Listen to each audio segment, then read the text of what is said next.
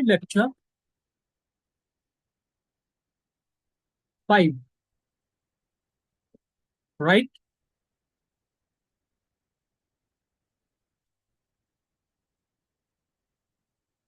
ठीक है. We are in history lecture 5. We have completed Marathas.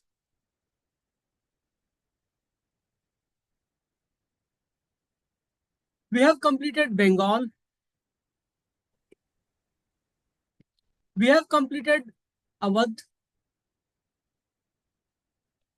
Battle of Buxar बता दिया है ना.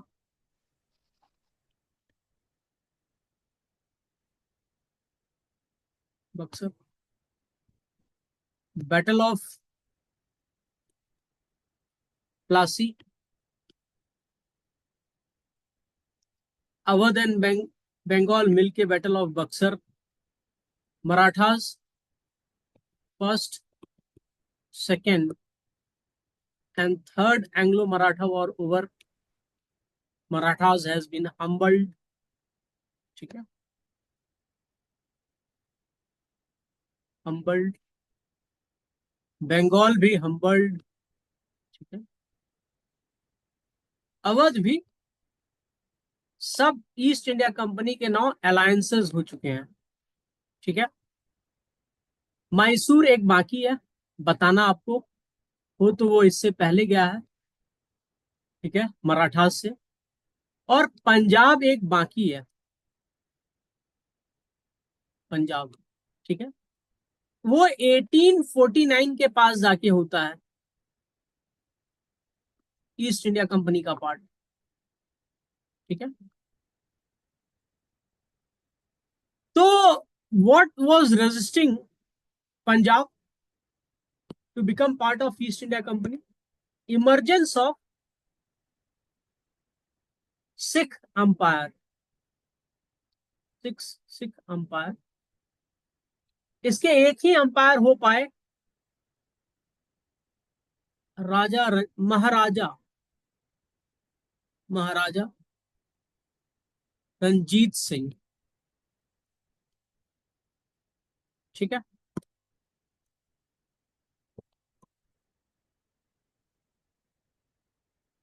ठीक है. Maharaja Ranjit Singh. Anyone having any doubt here can ask me now.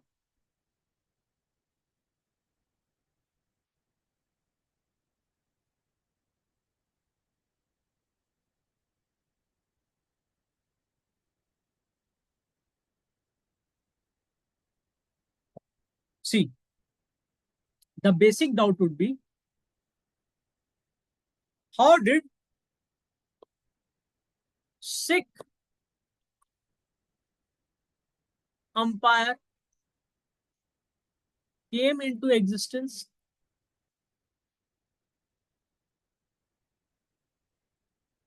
ठीक है.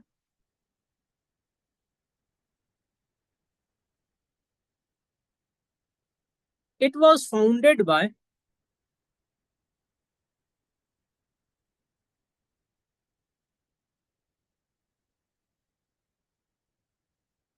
Guru Nanak.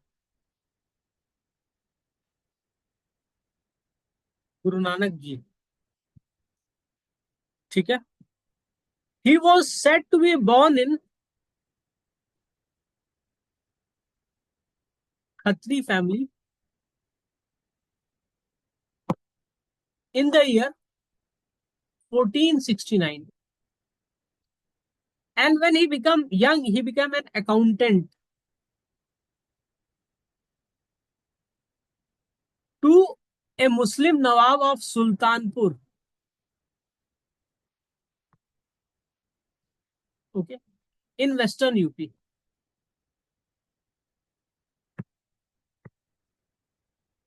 मुस्लिम गवर्नर. सुल्तान नवाब नहीं, गवर्नर. गवर्नर. ठीक है. One day he was taking bath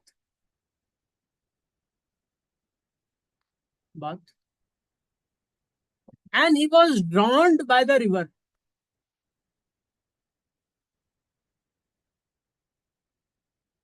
bye the water force in the river. ठीक है। After 3 days his body was found. 3 days। देखो ये मैं बोल रहा हूं with no disrespect, okay. Actually क्या हुआ था, एज पर सिख लेजेंड, ठीक है, he took a dip in the water, he was pulled inside, ठीक है, and he was given nectar, heavenly nectar, इसको कहेंगे अमृत। चलो ठीक है, चलो ना थोड़ी देर ठीक है, बाद। मतलब तो सर ये ऑफिस में जा रहा हूँ, रनिंग वनिंग नहीं करेगा ना? ठीक है, अमृत मिला था, तो अमृत इन्होंने, he drank amrit inside the river as per the legend, and this led to his spiritual awakening.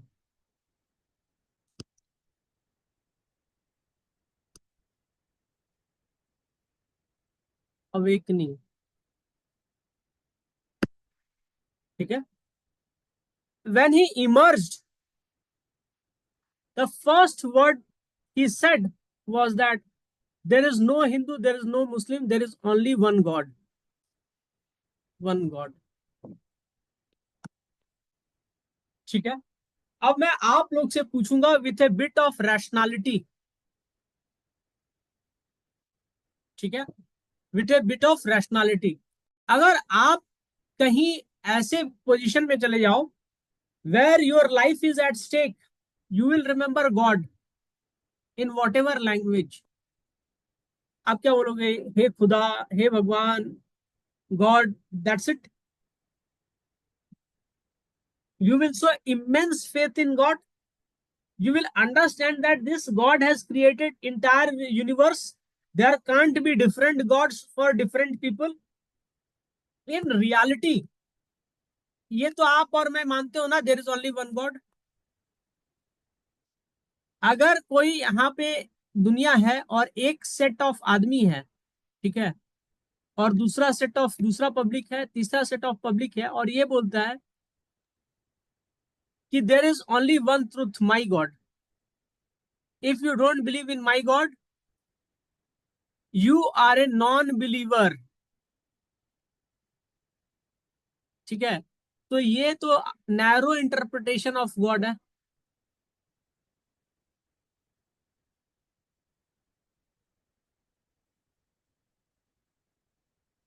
So actually people are not fighting for their God, they are fighting for supremacy of their culture. Culture and God are two different thing, remember that.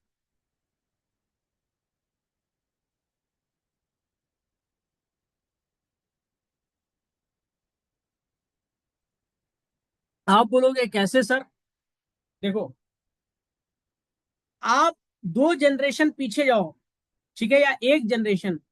क्या आपके mummy papa McD का नाम सुना था बचपन में? McD, I am loving it, French fries, नहीं सुना था? ये क्या है? ये एक तरह से कल्चर का हेजिमनी है, ठीक है, हेजिमनी ऑफ कल्चर।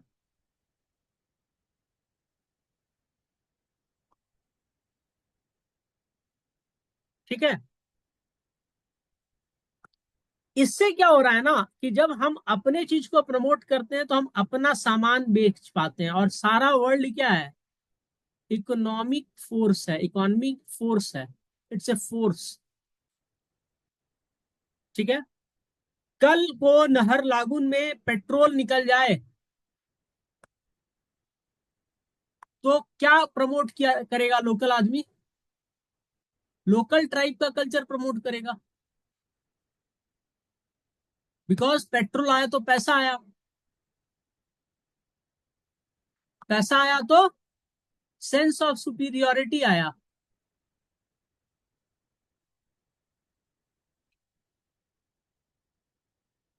जब तक पैसा नहीं था तो there was no sense of superiority.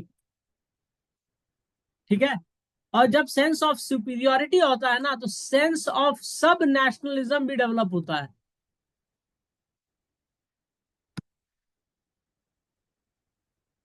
सब नेशनलिज्म। ठीक है, आप दिल्ली में किसी भी आदमी से मिलोगे ना तो बोलेगा अपन तो प्योर पंजाबी हैं। तो भैया एक बात बताओ, इम्प्योर पंजाबी भी होता है क्या? नहीं। वो इसलिए बोलता है क्योंकि सेंस ऑफ सुपीरियोरिटी आ गया है। Punjabi means we are the best. ये सुपीरियोरिटी कहां से आया? ये सुपीरियोरिटी आया, और पहले हिंदी गाना मूवी में आता था, वो हिंदी गाना होता था। अब मूवी में क्या आता है? पंजाबी सॉन्ग्स। लिरिक्स सुन लो, आधा गाना क्या है? पंजाबी है। As if there is no other people in India. पहले ऑडियंस कौन था? हिंदी ऑडियंस था। क्योंकि पहले क्या था? Awadh was the most rich state, मतलब जहां पे लोग ज्यादा थे और रिचनेस भी ज्यादा थी। या फिर बंगाल था, कल्चरल रिवॉल्यूशन हुआ था तो बंगाली इन्फ्लुएंस था मूवी में। राइट। तो ये चीज आप समझो। ठीक है। तो उसी तरह उनको भगवान के बारे में पता चला with 3 days, so he understood that there is one God. ठीक है। अब आप अगर देखोगे तो सबसे पहले रिलीजन क्या आया इंडिया में? हिंदू, बुद्ध, जैन्स, मुस्लिम्स, इस्लाम।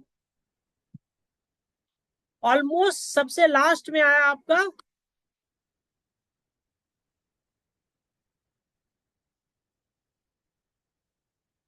सिख। देखो क्रिश्चियनिटी है ना, वेस्ट कोस्ट पे पहले आया है इस्लाम से, उसके बाद क्रिश्चियनिटी इस्लाम आया है। ठीक है, मैं उस बता दिया, ये गलत लिखा है लेकिन ठीक है। तो जो पहले क्या आया था आपका? नोकिया। अभी क्या आया आपका? स्मार्टफोन। Nokia 2100 smartphone. तो जो भी सबसे लास्ट लेटेस्ट आएगा ये क्या है? Latest model. Latest model will get benefited by all the previous models. तो Sikhism tried to incorporate the best of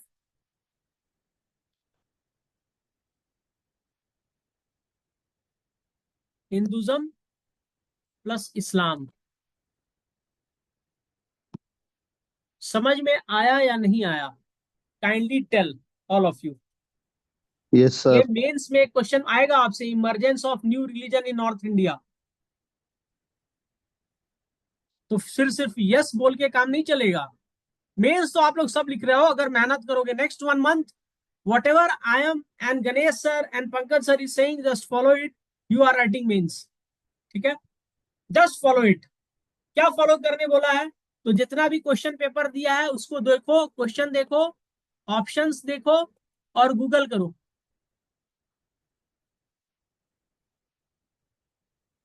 आपका प्रीलिम्स हो जाएगा। हमारे वीडियोस को 2 बार 3 बार वॉच करो। नोट्स जो दिया है उसको पढ़ो 2 3 बार।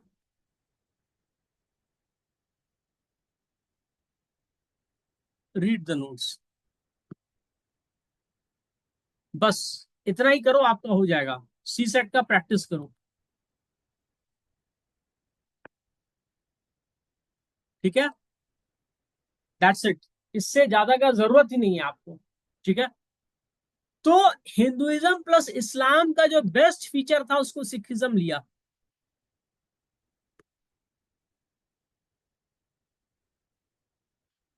ठीक है, मैं आपसे अब क्वेश्चन पूछूंगा।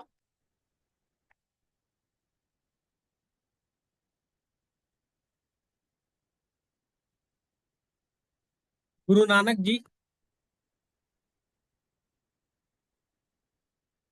गुरु Nanak Dev was contemporary of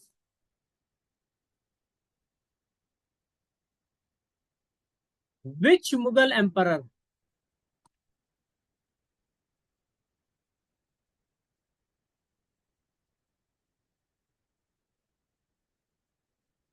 A Akbar the great, B Shahjahan, C Babur, D Bahadur Shah Zafar. Babur. ठीक है, इसका सही जवाब क्या है? बाबर। ठीक है, आप बोलोगे सर आप हमको बताए हैं, तो अभी तो आपको बोला 1469 में इनका जन्म हुआ। ठीक है, बाबर इंडिया कब आया है? 1526 में। First battle of Panipat, common sense लगाना था।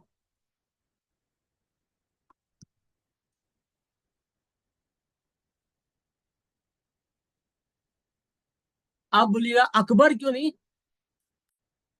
1556 सेकेंड बैटल ऑफ पानीपत।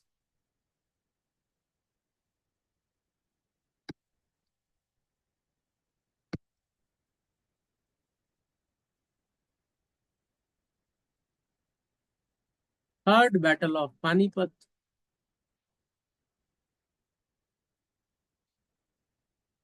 ठीक है, यहां तक समझ में आया या नहीं आया?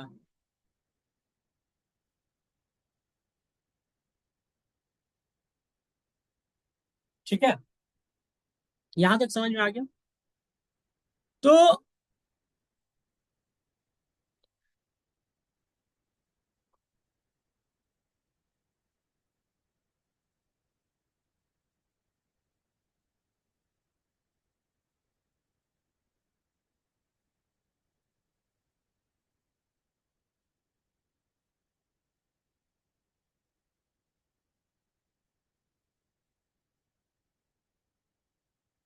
ठीक है, ठीक है, मुझे एक बात बताओ, यहाँ पर जो आपका मुनपा भाई लोग है, ठीक है, उनके पास बुद्धिज्म कैसे पहुंचा? ये बिहार है, किस रूट से पहुंचा बुद्धिज्म? कोई आइडिया है? थ्रू तिब्बत। ये नानी है, ये इसका बुद्धिज्म रिलीजन नहीं है, लेकिन ये बोल रहा है थ्रू तिब्बत। सच सच बचाओ बाकी लोग कि ये बात ये सही बोल रहा है या झूठ बोल रहा है। सर ऐसे, बुद्धिज्म तो इंडिया से स्प्रेड हुआ था ना सर। हाँ तो इंडिया से स्प्रेड हुआ था, तो मुनपा भाई लोग के पास इस रूट से थ्रू तिब्बत जाएगा? बताओ किस रूट से जाएगा? अभी कोई पूछा था क्वेश्चन कि इंडिया से स्प्रेड हुआ था, तो कहाँ से गया था वहां? आपके यहाँ जो मुनपाज हैं दे आर बुद्धिस्ट। ठीक है, महायाना सेक्ट, उनके पास कहाँ से पहुंचा था? तिब्बत। तिब्बत से आया होगा सर। क्यों? गुरु के। देखो आमीन कह रहा है तिब्बत से आया होगा। देखो अपना माल जब इंपोर्ट क्वालिटी का हो जाता है ना, तब उसको लोग वैल्यू देता है। ठीक है, सच बोला है, वो तिब्बत से गया है। ठीक है, इस रूट से इधर गया है। ठीक है, इस रूट से नहीं गया है, ये बात सच है। ठीक है, तो अब आपसे सवाल है, भक्ति मूवमेंट कहाँ स्टार्ट हुआ था? North India, south India, eastern India या वेस्टर्न इंडिया? भक्ति मूवमेंट कहाँ से स्टार्ट हुआ था? आप लोग एनसीईआरटी पढ़ा रहेगा तो जवाब दे देगा, नहीं पढ़ा है तो नहीं साउथ बोलेगा। साउथ इंडिया से सर।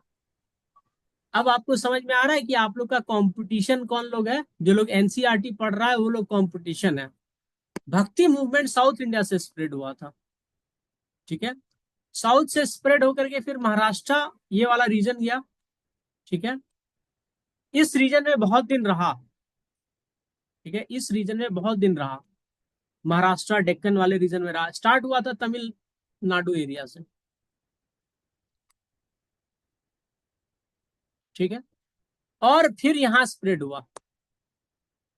ठीक है, भक्ति मूवमेंट। ठीक है, हिंदुइज्म को खत्म कर दिया था कौन? बुद्धिज्म। हिंदुइज्म का रिवाइवल कहां से हुआ था? साउथ से या नॉर्थ से या ईस्ट से या वेस्ट से?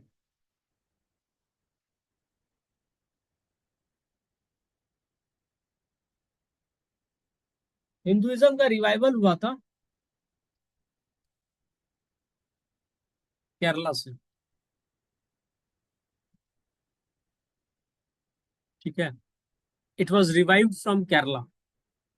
ठीक है, तो जब ये भक्ति मूवमेंट यहाँ पे स्प्रेड हुआ,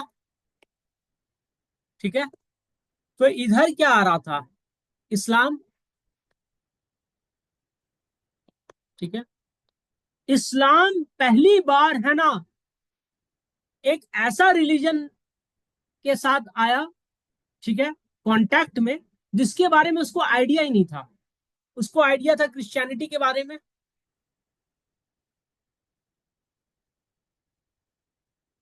उसको आइडिया था जोरास्ट्रियंस के बारे में,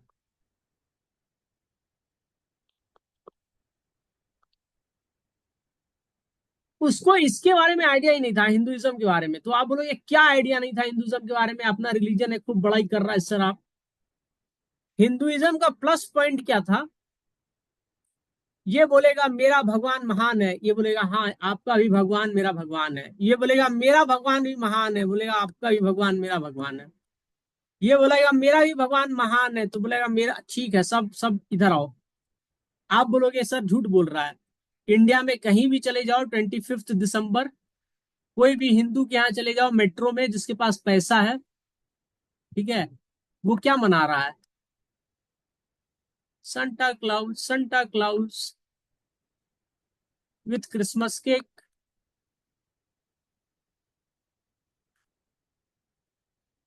आप एक हमको बता दीजिए, एग्जाम्पल में बता रहा हूं, कि कोई मिडिल क्लास मुस्लिम होगा जो क्रिसमस मना लेगा उसकी सोसाइटी में,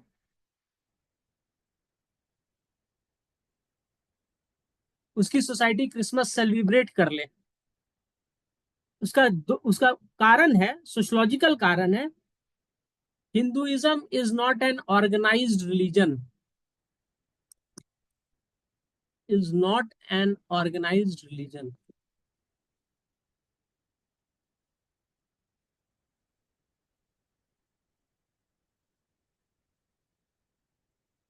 इस्लाम, Christianity are organised and of one book. इसका सिलेबस यूपीएससी टाइप है, everything under the sun is under the syllabus.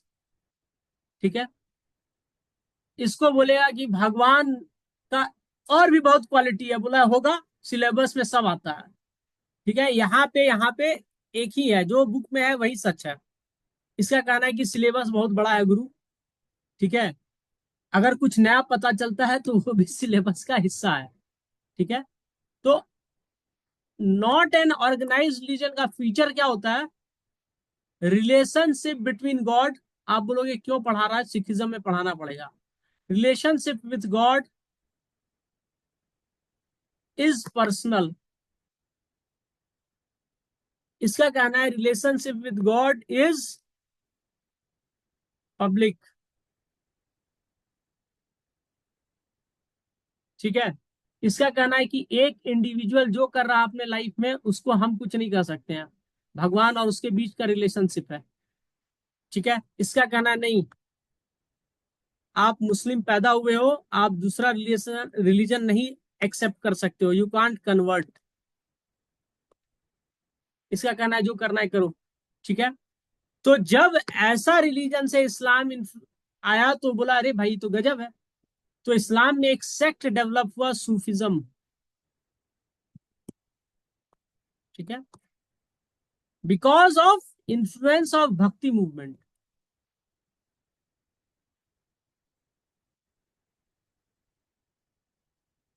तो ये लोग एक्स्ट्रा क्या सीखा? ये सीखा योगा। जो इंडियन सेंट्स लोग योग करते थे ना, मेडिटेशन, उसको ये लोग सीख लिया। ठीक है, अब इस दोनों का इंटरेक्शन से, भक्ति और सूफिज्म के इंटरेक्शन से सिखिज्म निकला। अब समझ में आया क्यों कहानी सुनाया था ना? समझ में आया या नहीं हुआ? Sikhism is yes an sir. Outcome of Hinduism का भक्ति मूवमेंट, और सूफिज्म से निकला है सिखिज्म। ठीक है, समझ में आया? ठीक है, सिखिज्म से जाकर के सिखिज्म इन, ये अभी जो गुरु नानक देव का सिखिज्म है ना, ये डिफरेंट है। इसका फाइनल स्टेज जो है वो है खालसा सेक्ट। ठीक है, उसमें क्या होता है, both spiritual plus martial awakening, martial awakening. यहां पर क्या है, स्पिरिचुअल अवेकनिंग।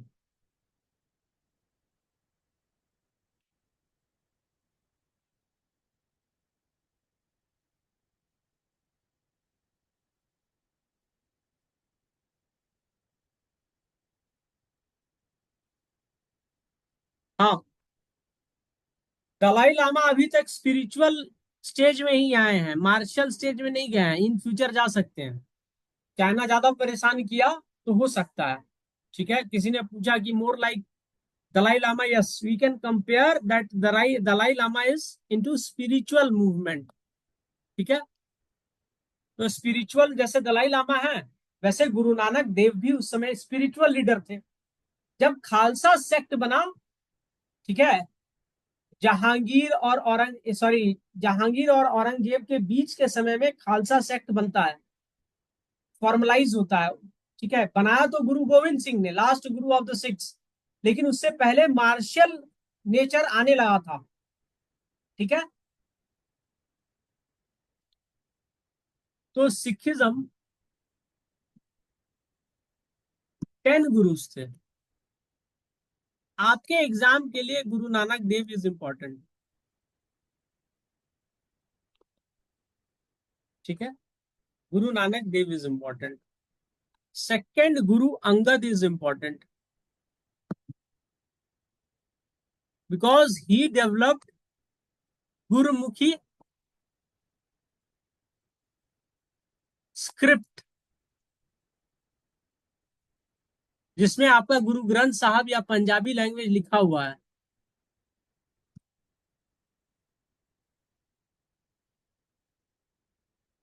ठीक है, उसका स्क्रिप्ट कौन डेवलप किया था? गुरु अंगद। ठीक है, 10th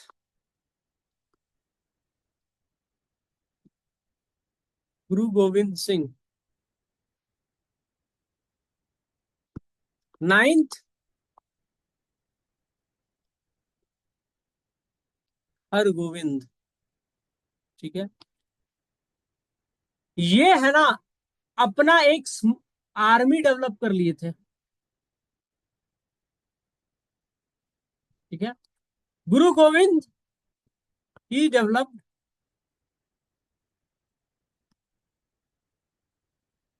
Khalsa sect. Khalsa means pure. ठीक है,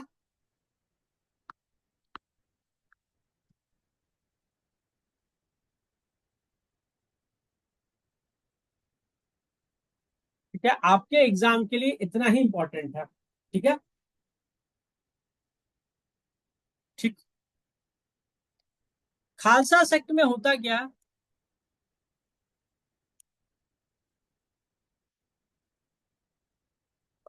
man are lions, hence their title should be Singh. In Sanskrit, Singh means lion. ठीक है, विमेन आर लाइक व्हाट? अब बताओ मुझे, what are women like? Sita.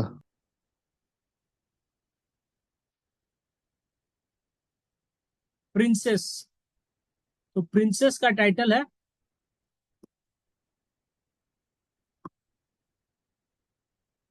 Kunwar, which became Kaur. ठीक है, तो every Khalsa should have 5 things, 5K hairs that should not be cut because that has been given by nature.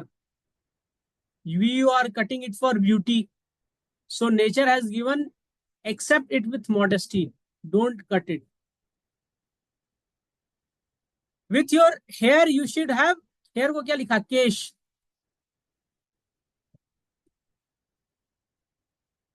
कंघा. ठीक है. कंघा इज ए साइन ऑफ, इसका सब स्पिरिचुअल रीजन है, बस मैं आपको बता रहा हूं. कच्छा.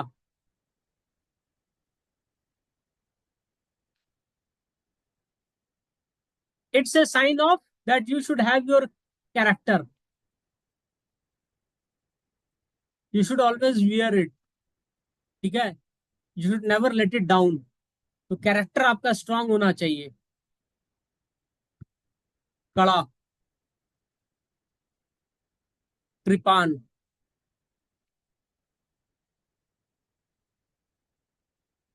स्वॉर्ड.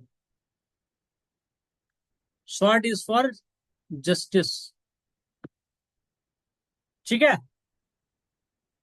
सबका अपना मतलब है, लेकिन आपके एग्जामिनेशन में बस यही आएगा, 5K ज्यादा से ज्यादा. और किसने दिया था?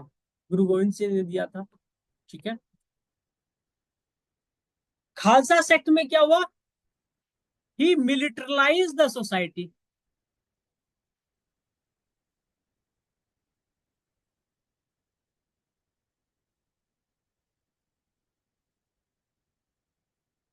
Why he militarized the society?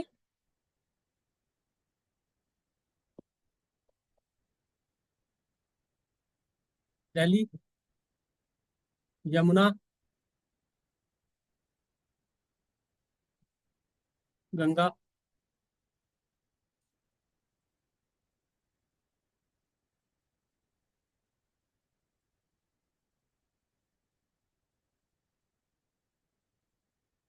Indus,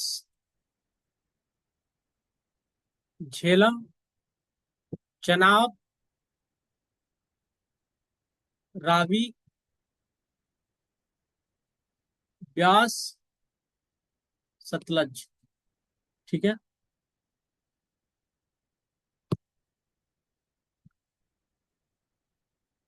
fertile area.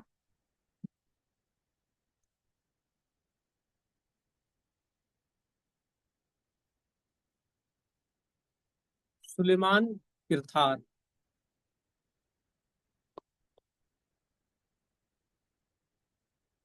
Khyber pass, Afghans, Persia,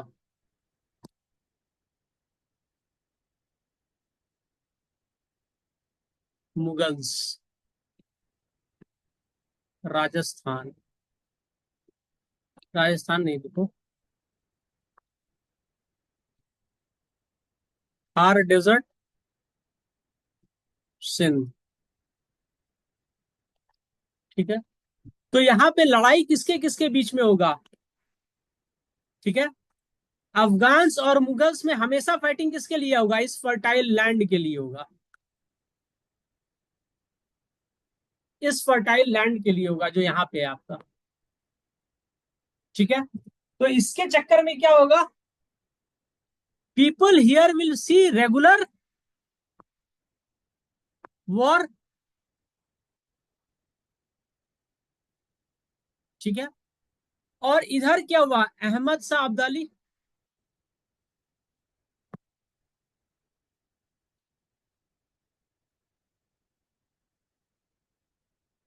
His dynasty also got embroiled in fighting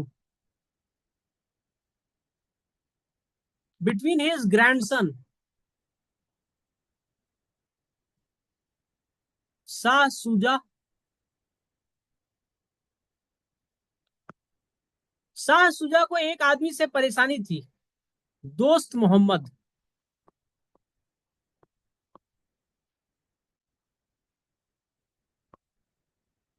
जैसे सैयद ब्रदर्स दिल्ली में परेशान किए हुए थे, उसी तरह दोस्त मोहम्मद अफगानिस्तान में परेशान किया हुआ था। यहां पर क्या थे? सैयद ब्रदर्स। और नीचे कौन परेशान किया हुआ था? Marathas.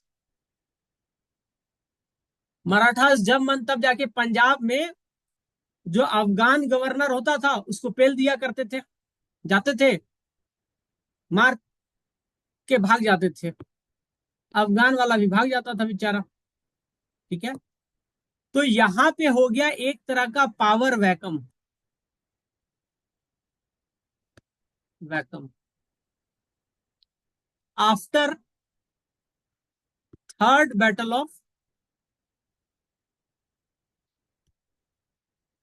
Of Panipat, the governors appointed by Abdali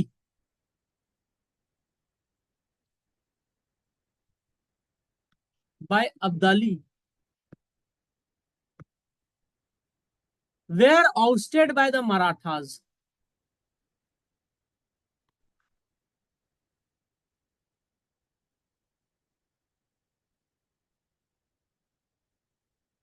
ठीक है, समझ में आया यहां तक?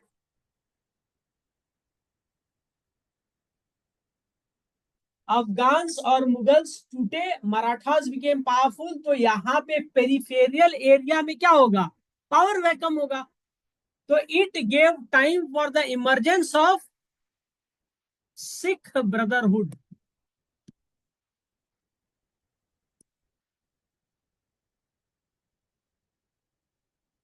There were 12 Sikh groups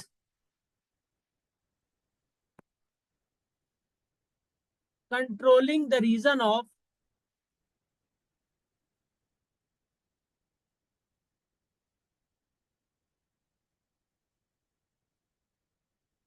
Punjab. ठीक है, these groups were known as micelles.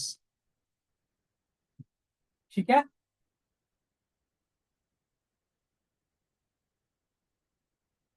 इसी में एक मिसल होता था जिसका नाम था सुकर चकिया मिसल।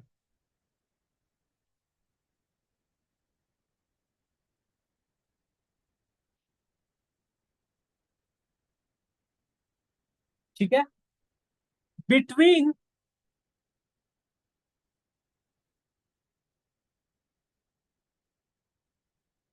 चेनाब एंड रावी। चेनाब और रावी को कौन सा दुआब बोला जाता है? नानी बंद, चुप रहिएगा आप अभी। ठीक है, चनाब और रावी को कौन सा दुआब बोला जाता है? विच दुआब?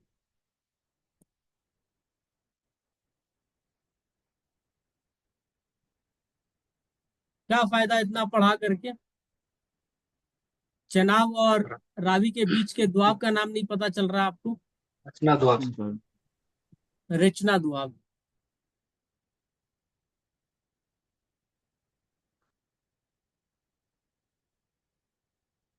ठीक है, तो इस दुआब में था आपका सुकर चकिया मिसल। ठीक है, तो इसका जो चीफ था ना उसका नाम था महान सिंह।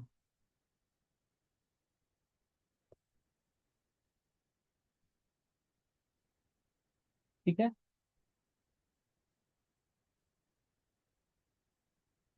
1780 को उसके घर एक बेटा पैदा होता है, 2 नवंबर को। ज्यादातर बड़े लोग नवंबर अक्टूबर में पैदा होते हैं। ठीक है, 1780 को 2 नवंबर को उसके घर में एक लड़का पैदा होता है, उसका नाम है रंजीत सिंह।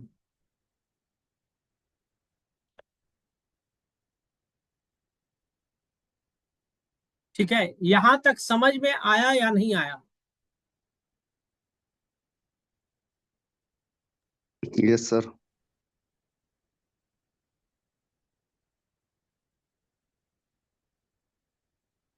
ठीक है। तो रंजीत सिंह जब 12 साल का था 1792 में, तो उसके फादर महान सिंह का डेथ हो जाता है। ठीक है। तो 1792 से लेके 1795 तक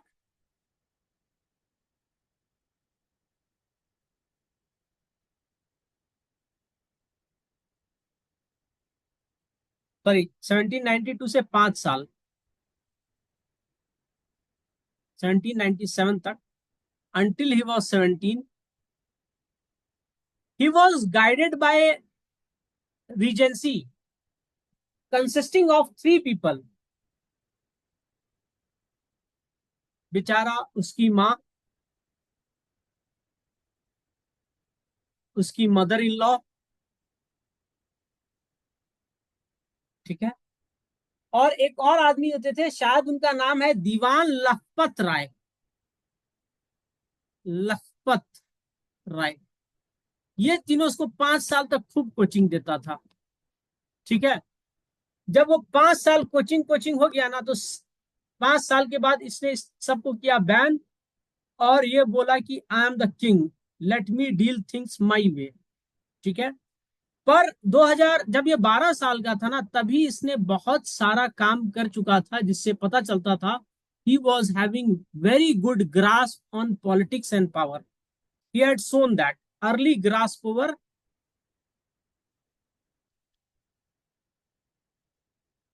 politics and power,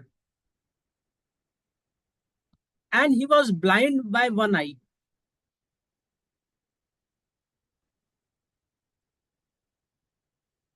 Most probably that eye he also lost in a battle early childhood में ही।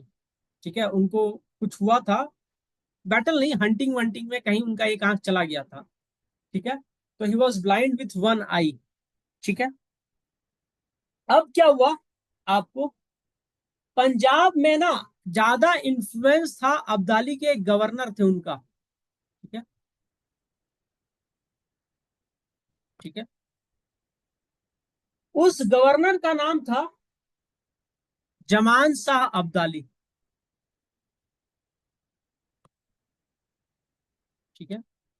जब ये क्रॉस कर रहे थे अपने सेना के साथ रिवर चेनाब,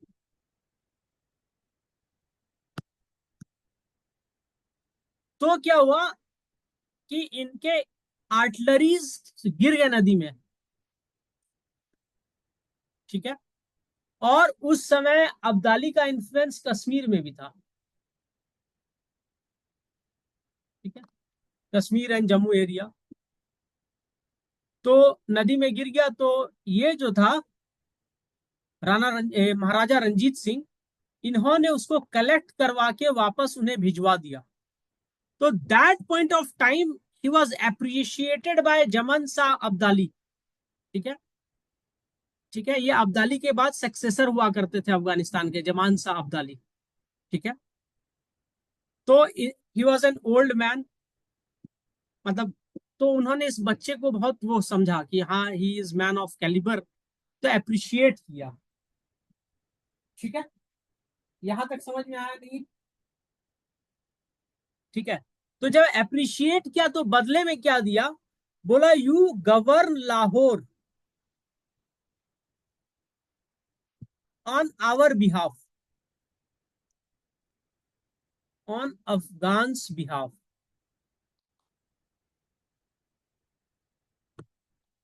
ठीक है। 1798। अभी इसका एज कितना हो रहा होगा, रंजीत सिंह का एज कितना हो रहा होगा? 1780 में जन्म हुआ है, 1798 में कितना होगा, 18 साल का आदमी, लड़का। तो उसको लाहौर का राइट्स मिल गया। ठीक है। इससे क्या हुआ ना, रंजीत सिंह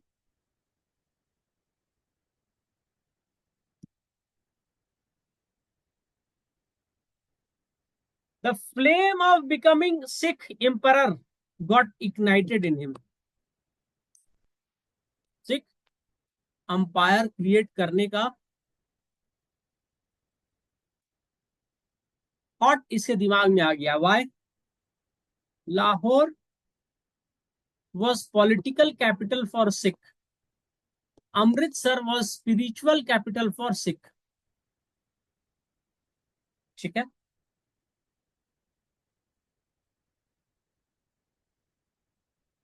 ठीक है।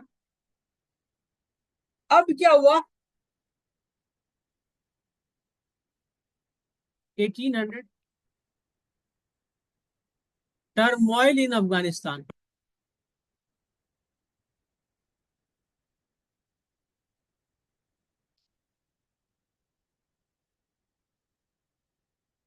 ठीक है, turmoil in Afghanistan.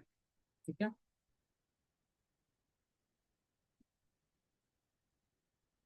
Shah Suja,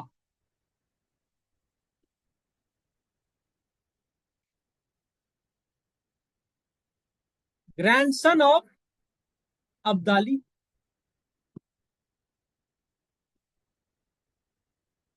occupied the throne,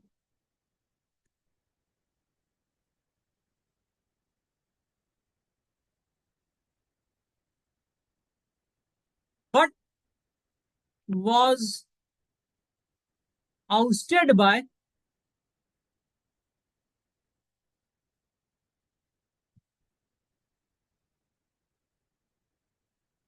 his brother Shah Mahmud in 1809। ठीक है, 9 साल ये कॉन्फ्लिक्ट चलता रहा और 9 साल के बाद उसको आउस्ट कर देता है। ठीक है, अब Shah Mahmud came into power with the help of Dost Mohammad. अब जो दोस्त मोहम्मद था ना, ये पूरा पावरफुल हो जाता है और कश्मीर तक, अफगानिस्तान, कश्मीर,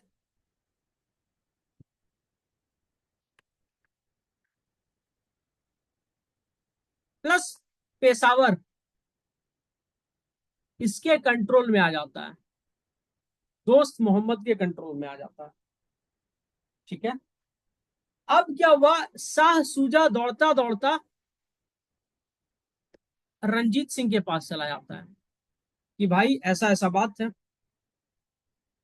ठीक है, रंजीत सिंह बोलता है मुझे बदले में दो तुम कोहिनूर। कोहिनूर को लेके कौन चला गया था?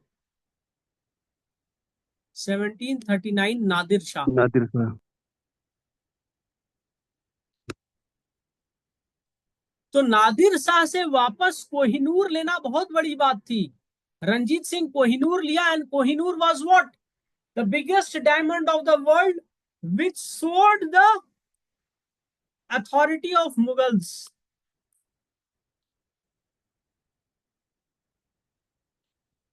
ठीक है, और ये कब लिया? 1809 में।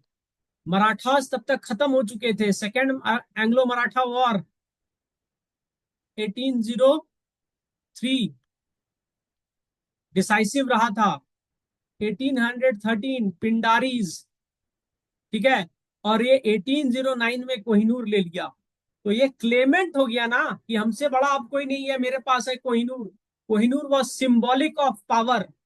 ठीक है, तो ये बोला ठीक है हम तुमको वापस करने में मदद करेंगे, अफगानिस्तान जीत लेंगे। तो बोला ठीक है। तो बोला बदले में मुझे क्या मिलेगा? तो महाराजा रंजीत सिंह ने बोला कि मोहम्मद गोरी, ठीक है, उससे पहले मोहम्मद गजनी, सोमनाथ मंदिर को लूटा था।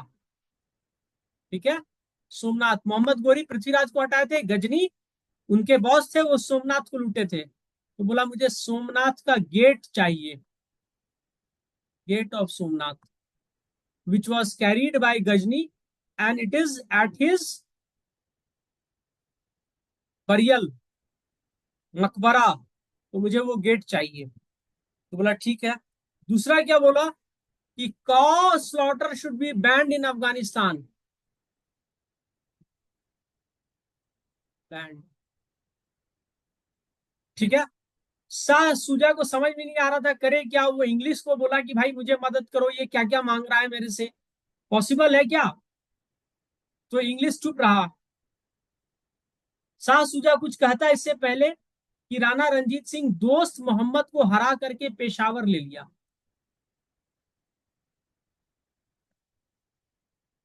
ठीक है। और कश्मीर भी इसका जनरल बाद में ले लेता है, कश्मीर इसका डोगरा जनरल। और वो लेह भी जीत लेता है, तिब्बत तक चला जाता है गुलाब सिंह।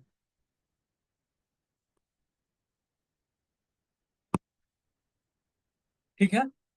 सो with this Sikh come empire came into existence. Peshawar ले लिया,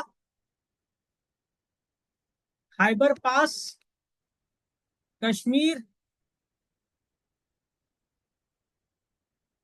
पंजाब। पंजाब में लाहौर, अमृतसर। इस तरह से सिख अंपायर कंप्लीट कर लेता है महाराजा रंजीत सिंह। यहां तक समझ में आया या नहीं आया? Yes sir. अब आपके एग्जाम के लिए जो इंपॉर्टेंट है वो वाला पॉइंट लिख लो। ठीक है, इतनी कहानी सुनाया हूं, इंपॉर्टेंट जो है बस वो काम का है आपके।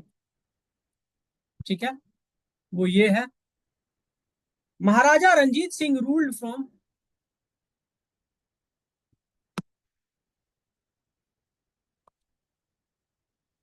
रूल्ड फ्रॉम 1790 टू 1839 तब तक रूल रहता है इनका। ठीक है।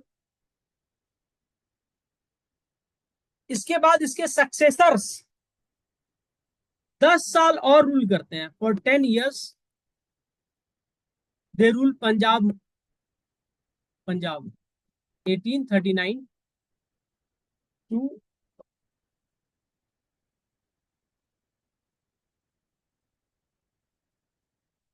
1849।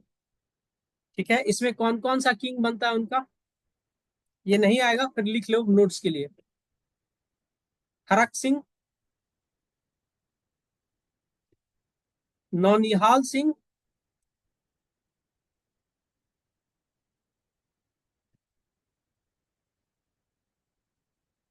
शेर Singh,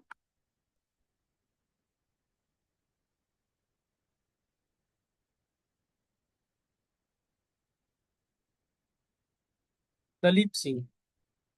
Dalip Singh was son of Rana Ranjit young rani, उनका नाम था रानी जिंदान।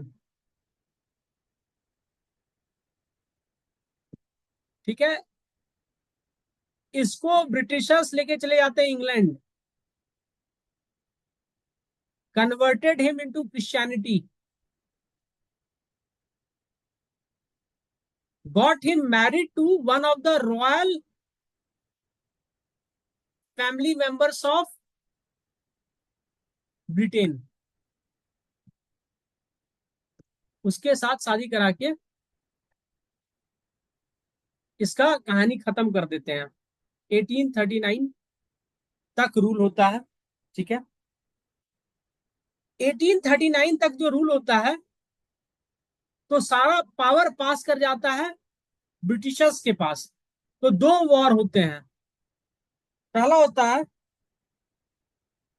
First Anglo Sikh war. ठीक है,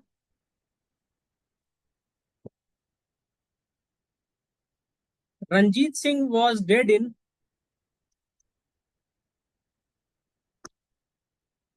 died in 1839।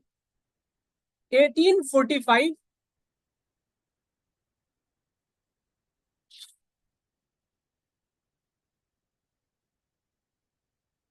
Britishers defeated the Punjab army.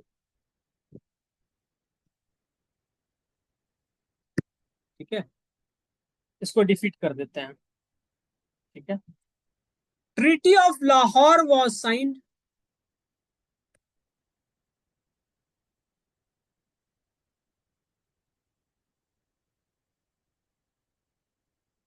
As per this treaty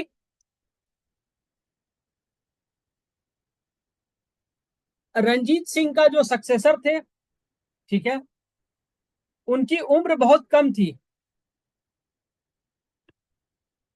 Dalip Singh. ठीक है, 1843 में आ गए थे, 4 साल के थे। ठीक है, तो इसका सेफ गार्ड करने के लिए ब्रिटिशर्स बोले कि उसके कोर्ट में एक रेसिडेंट रहेंगे, उनका नाम था सर हेनरी लॉरेंस।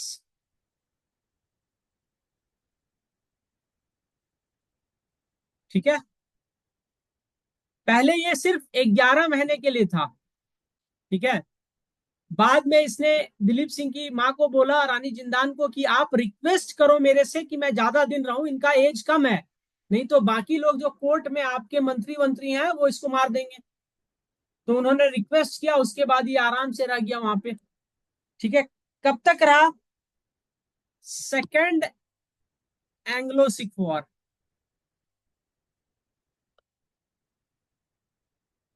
1848 टू 49। ठीक है, लॉर्ड डलहौजी अनेक्स्ड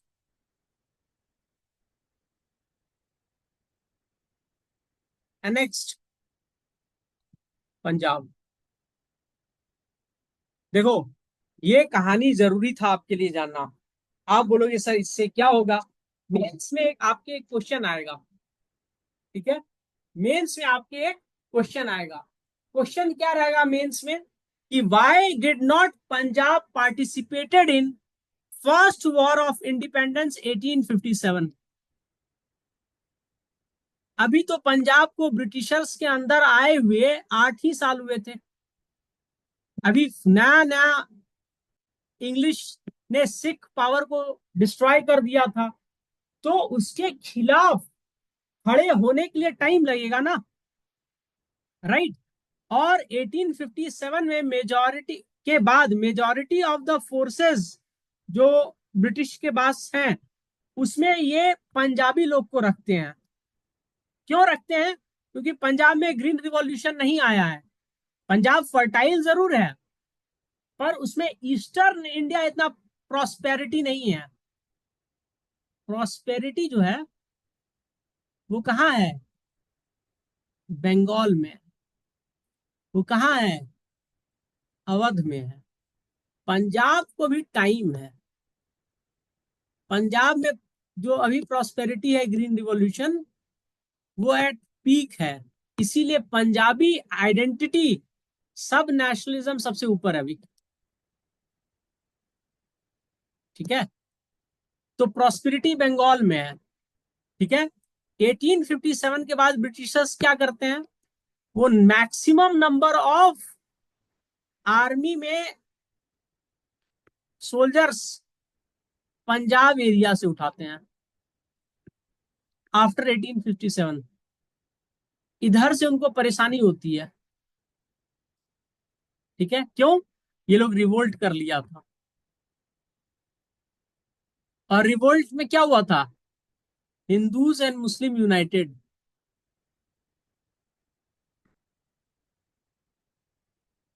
इस रिवोल्ट के बाद ब्रिटिशर समझ जाता है कि we will have to divide and rule. ठीक है, पंजाब खत्म हो गया, पंजाब ओवर। ठीक है, देखो, इंडिया के लिए 3 यूरोपियन पावर कंटेस्ट कर रहे थे। Portuguese,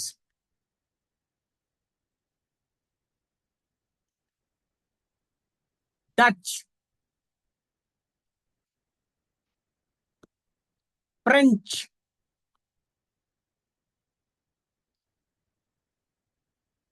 English.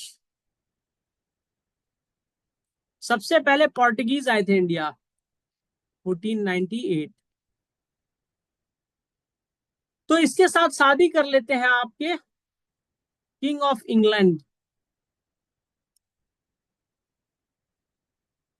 और दहेज में ले लेते हैं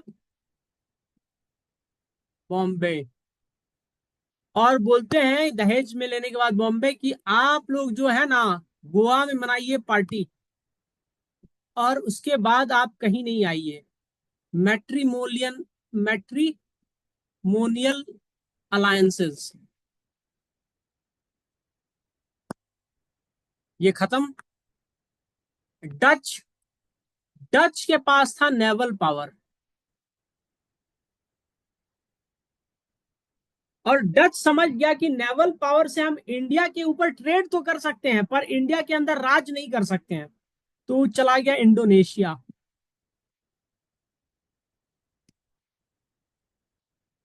स्पाइस आइलैंड, बहुत पैसा था तभी स्पाइस आइलैंड से धंधा करने के लिए। डच वहां चला गया, ठीक है। और एग्रीमेंट के साथ गया ब्रिटिशर्स के साथ, ना हम तुम्हारे धंधे में हाथ डालेंगे ना तुम मेरे धंधे में हाथ डालो। अब इंग्लैंड के पास और ब्रिटिशर्स के पास एक ही एनिमी बचता है, फ्रेंच, जिसको वो आउस्ट करते हैं, एंग्लो फ्रेंच वॉर, जो खेला जाएगा कर्नाटक में। कर्नाटक किधर है, ईस्टर्न इंडिया या वेस्टर्न इंडिया? मिस्टर Western आगू, India, sir. you have very much knowledge about history. Can you tell me where is Karnataka, Eastern India or Western India? आप बोलोगे सर सर सदर्न इंडिया में है, तो southern India में eastern coast पर है या वेस्टर्न कोस्ट पर है? ये सर आपका ये आंध्र प्रदेश तरफ में होगा सर। भाई कर्नाटक किधर है, ईस्टर्न कोस्ट पर है या वेस्टर्न कोस्ट पे है, ये बताओ मुझे।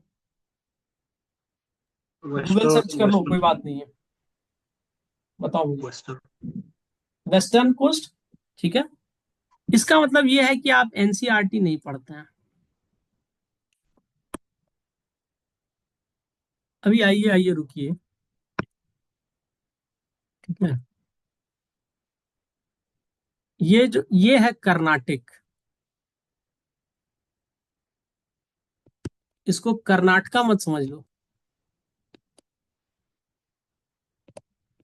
ठीक है। कर्नाटका इधर है, कर्नाटक इधर है, ठीक है। तो हिस्ट्री में हम लोग यहाँ पर कर्नाटक पढ़ेंगे, ठीक है। और यहीं पे बैटल ग्राउंड होता है आपका, ये मैसूर है उस समय, this is Mysore state, state of Mysore. और इसी कर्नाटक में हम लोग पढ़ेंगे कि कैसे एंग्लो फ्रेंच वॉर होता है। और इसी एंग्लो फ्रेंच वॉर में रॉबर्ट क्लाइव क्लर्क से हीरो बनता है। और इसी कर्नाटक वॉर को समझ करके वो जाता है बंगाल, और वहां बैटल ऑफ प्लासी जीतता है डिप्लोमेसी से, ठीक है। और बैटल ऑफ बक्सर कौन जीतता है, मुनरो। मुनरो कैप्टन है आर्मी का। तो मुनरो तो लड़ाई जीत लिया, पर उसको समझ में नहीं आ रहा था कि हो क्या रहा है। तो वापस से क्लाइव को बुलाया जाता है कि गुरु कहानी तुम शुरू किए थे, क्यों जीतना है इंडिया तुम बताओ। तो फिर ये एग्रीमेंट करता है, ट्रीटी ऑफ इलाहाबाद। Allahabad. और तभी से कहानी शुरू होती है ईस्ट इंडिया कंपनी के कॉन्क्वेस्ट ऑफ इंडिया थी, की जो 1857 तक चलती है, ठीक है। ये कब हुआ है, ट्रीटी ऑफ इलाहाबाद 1765, ठीक है। With this will conclude our class today. कल आपका फ्राइडे है, सैटरडे संडे दोनों क्लास होगा। सैटरडे संडे तक आपका 1857 पूरी तरह से खत्म हो जाएगा। Next week we will have classes 2 times, ठीक है, मॉर्निंग और इवनिंग। मॉर्निंग का क्लास होगा आपका 9:30 AM, इवनिंग का क्लास होगा 10 PM। क्योंकि मेरा बाकी क्लास चलता है इस बीच में, उसकी रिकॉर्डिंग चलती है, और आप लोग वर्किंग हो बहुत सारे, ठीक है। तो I don't want you guys to miss these 2 classes, ठीक है। और उसके बाद मैं फिजिकल ज्योग्राफी भी 3 दिन में खत्म करूंगा, ठीक है, फिजिकल ज्योग्राफी। उसके बाद till 20 from 20th to 28 I will be away in Karnataka. I have to go over there for some my professional commitments, ठीक है। From Karnataka I will reach Delhi on 29th. From 29th till 10th now December मैं जो पढ़ाऊंगा मुझे पढ़ाने दीजिएगा, ठीक है। एग्जाम आपका इस समय मैं सारा पेपर बनवाऊंगा, आपको एक्सप्लेन करूंगा पॉसिबल क्वेश्चंस। बाकी जो आपके गणेश सर ले रहे हैं, पंकज सर ले रहे हैं, वो क्लासेस होते रहेंगे। पर मेरा कोर्स खत्म हो जाता है यहीं पे फिजिकल ज्योग्राफी के साथ। पर मुझे भी पढ़ाने दीजिए इस समय, और मैं 20 से 28 तक देखता हूँ, अगर पॉसिबिलिटी है तो मैं देखता हूँ कि क्या किया जा सकता है। रिकॉर्डेड वीडियो मैं भेजता रहूँ या नोट्स भेजता रहूँ या कुछ तो मैं करूँ, ठीक है। आई डोंट वॉन्ट यू, पर मैं बोल सकता हूँ कि बाकी टीचर लोग इस समय ज्यादा एक्टिव हो जाए, ठीक है, वो हम लोग आपस में बात कर लेंगे, ठीक है। 29 to 10 दिसंबर आपको मैं चैन नहीं दूंगा, ठीक है। यहाँ पर भी 2-2 क्लासेस चलेंगी, 2 क्लासेस। सारा करंट अफेयर्स जो मेरे समझ में आएगा, जो आपके एग्जाम में पॉसिबल है, that we will discuss. Anything else बताओ।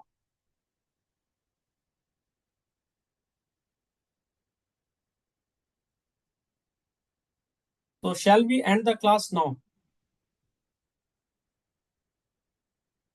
आपको आज की क्लास से कुछ नहीं आएगा सिवाय सिख इज्म का फाउंडर खालसा पंथ, पर मेंस का आपका तैयारी हो रहा है, ठीक है।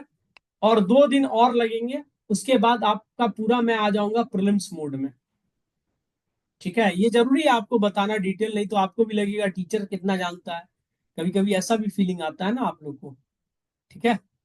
तो that's it. If there is any suggestion you mail me personally, ठीक है। Your suggestions are welcome. Next week से विल हैव 2 क्लासेस, टाइमिंग मैंने बता दिया। चलो, good night, take care. Good night, sir. Good night.